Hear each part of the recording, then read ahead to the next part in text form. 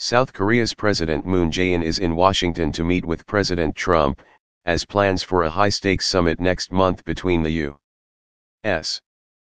President and North Korean leader Kim Jong-un hit some turbulence. With North Korea's threats to back away from the talks, South Korea's leader, who has long favored engagement rather than confrontation with Pyongyang, is having to do some diplomacy to keep both the U.S. and North Korea interested in talking. A year into his term, President Moon's approval rating has soared to 83%, according to a Gallup Korea poll, with a majority of South Koreans supporting his efforts to secure a peace deal with North Korea. Last month, Moon and Kim held a historic one-on-one meeting in the demilitarized zone between their countries, walked hand in hand, and announced they would work toward peace and denuclearization on the Korean peninsula. Moon is expected to share his read on the North's leader with President Trump when they meet at the White House Tuesday. Mayano, a senior fellow at the Atlantic Council think tank, says Trump and Moon have been coordinating throughout the spring. It is a way to ensure that South Korea and the United States are aligned and there will be no differences between the two that can be exploited by Kim Jong-un, Oh says. South Korea's presidential office says this White House meeting will serve as a bridge to the summit between Trump and Kim scheduled for June 12 in Singapore.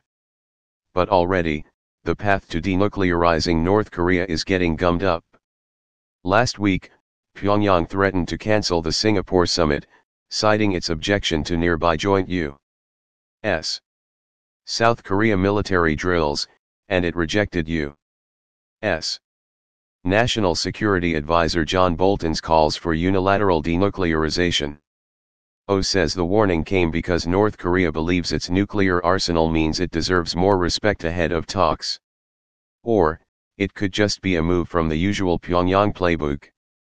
We have seen a repeated pattern of North Korea's tactic of negotiations, which tends to drag the time until the very last minute when they decide what they can accept and do not, Oh says. President Moon's now having to play mediator, using his years of familiarity with North Korea's tactics, in Washington, where there's little trust in Pyongyang given past failures. We know that, says Park In-hwa, a professor at Seoul's Ewha University. We fully understand such kind of tactical calculation of North Korea. We will have some problems, but the role of the mediator will efficiently continue.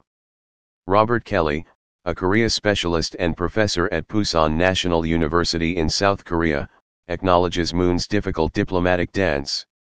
He's tried pretty hard to keep this whole thing on track, Kelly says.